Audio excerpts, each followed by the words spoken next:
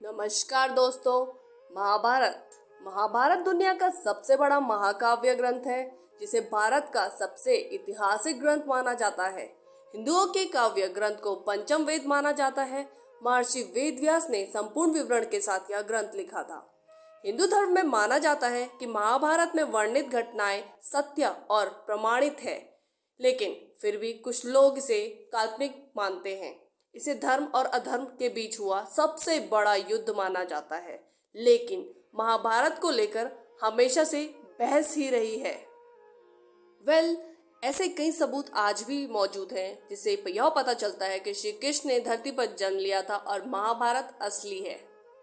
तो आज हम आपको महाभारत काल के सबूतों के बारे में जानकारी देंगे। सबसे पहले बात करते हैं कुरुक्षेत्र की लाल मिट्टी की। यह तो हम सभी जानते हैं कि महाभारत का युद्ध कुरुक्षेत्र में हुआ था, जो कि हरियाणा राज्य में स्थित है। कहते हैं उस समय भयंकर युद्ध में बहे खून की वजह से वहां की जमीन लाल हो गई थी। विशेषज्ञों ने भी माना कि महाभारत की घटना सच थी। उस जगह पर तीरों और भालों को जमीन में गाड़ा गया था, जिसकी जांच में यह पता चला कि यह सब महाभारत काल के समय से बने हुए हैं। अर्जुन का चक्रव्यूह। आप महाभारत में अर्जुन के चक्रव्यूह के बारे में जानते होंगे, लेकिन आपको पता है इस चक्रव्यूह का जीता जागता सबूत आज भी मौजूद है। हिमाचल प्रदेश के हमीरपुर जिले में 16 सिंहविष धार के नीचे बसा राजनौड़ गांव एक ऐतिहासिक स्थल के रूप में मशहूर है। यहाँ पर पांडव अज्ञातवास के दौरान रुके थे। इसी समय अर्जुन ने यहाँ पर चक्रव्यूह का ज्ञान प्राप्त किया था और उसे एक पत्थर पर लिख दिया था, जो कि आज भी मौजूद है। इस चक्रव्यूह को ध्यान से देखने पर पता चलता है कि अंदर जाने का रास्ता तो साफ दिखाई देता है, लेकिन बाहर आने का रास्ता पता नहीं चलता। इस जगह को पीपलू किले के नाम से भी जाना जाता है। ब्रह्मास्त्र और न्यूक्लियर हथियार। महाभारत में आपने ब्रह्मास्त्र नाम के भयंकर अस्त्र के बारे में सुना होगा।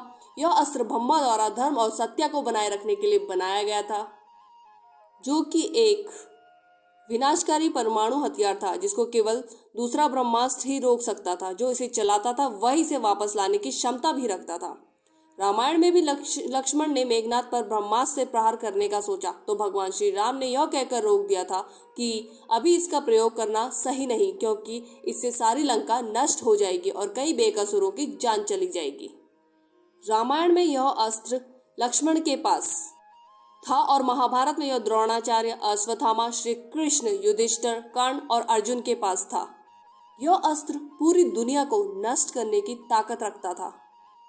वैज्ञानिकों द्वारा जांच के बाद यह पता चला कि यह शस्त्र महाभारत में इस्तेमाल किया गया था। तो चलिए अब बात करते हैं श्री कृष्ण की द्वारका नगरी। भगवान श्री कृष्ण को द्वारका का राजा कहा जाता है और महाभारत में इसी बात की जानकारी मिलती है। यह नगरी जल में डूब गई थी, यानी कि पूरा नगर ही पानी में समा गया था। आपको जानकर आश्चर्य होगा, पुरातत्व विभाग को गुजरात के पास समुद्र के नीचे एक पुराना शहर मिला है और इसके सबूत से यह पता चलता है कि यह ही द्वारका नगरी है, जिसका वर्णन महाभारत में किया गया है। केदारनाथ का पशुपतिनाथ मंदिर। पौराणिक कथा के अनुसार जब महाभारत में युद्ध पांडव द्वारा अपने रिश्तेदारों का खून बहाया गया, तो भगवान शिव उनसे अत्यंत क्रोधित हो गए थे। फिर श्री कृष्ण के कहने पर सभी पांडव माफी मांगने के लिए निकल पड़े। गुप्त काशी में पांडवों को देखकर भगवान शिव वहां से अदृश्य होकर अन्य स्थान पर चले गए और वह स्थान को केदारनाथ के नाम से आज जाना जाता है। फिर पांडव केदारनाथ भी पहुंच गए, लेकिन भगवान शिव उनके आने से पहले ही भैंस का रूप लेकर वहां उपस्थित भैंसों के झुंड में शामिल हो गए। पांडवों ने भगवान शिव की पहचान तो कर ली, लेकिन भगवान शिव भैंस के रूप में ही जमीन में समाने लगे। तभी भीम ने अपने बल से भैंस रूपी शिव जी को धरती में समाने से रोक लिया। फिर शिव भगवान अपने असल रूप में आ गए और उन्होंने पांडवों को क्षमा कर दिया। भगवान शिव का मुंह तो बाहर था, लेकिन उनका शरीर केदारनाथ पहुंच गया था।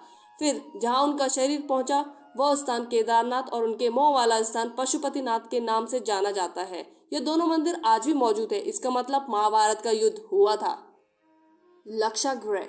महाभारत काल में लक्षागृह की भूमिका भी महत्वपूर्ण मानी जाती है। कौरवों ने पांडवों को जलाने की साजिश के लिए लक्षागृह का निर्माण करवाया था, लेकिन पांडव सुरंग से निकलकर चले गए थे।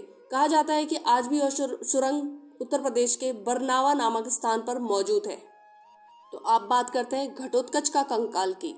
कुरुक्षेत्र के पास ही भारतीय पुरातत्व विभाग ने खुदाई करी।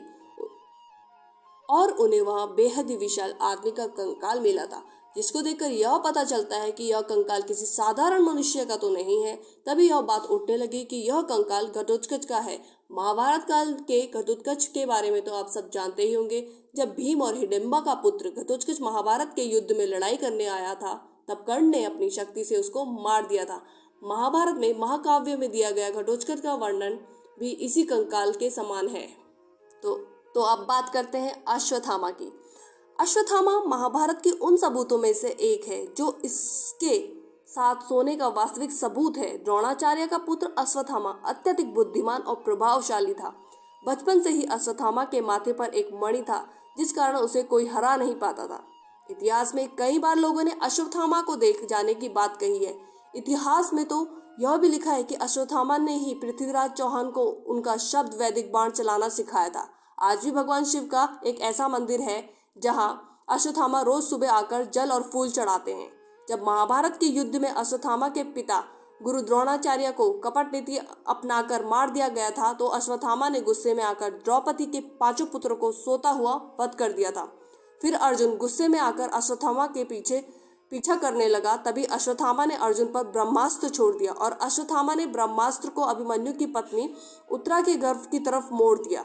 श्री कृष्ण ने अबोध बालकों और स्त्री की हत्या को अधर्म बताकर गुस्से में आकर अश्वत्थामा को माथे में मणि निकाल लिया और कलयुग में आखिरी तक उन्हें पृथ्वी पर भटकने का श्राप दे दिया। तो माना जाता है कि अश्वत्थामा आज भी कहीं न कहीं जिंदा है। तो ये थे कई सारी चीजें जो बयां करती है कि महाभारत सच में हुई थी। तो दोस्तों, आपको ये सारी जानकारी महत्वपूर्ण लगी होगी तो चैनल को लाइक और सब्सक्राइब करिएगा।